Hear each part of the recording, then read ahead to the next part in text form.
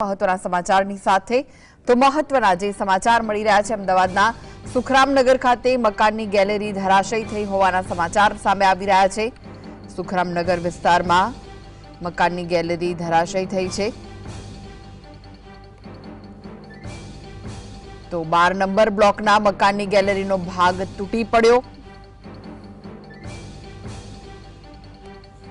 ફાયરની team દ્વારા ફસાયેલા લોકોને બહાર કઢાયા છે।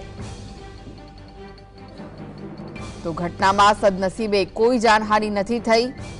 अमदावादना सुखरामनगर विस्तारनी घटना ज्यां मकाननी गैलरी तूटी पड़ी, परंतु आ घटना में कोई जानहानिना अहेवाल नहीं।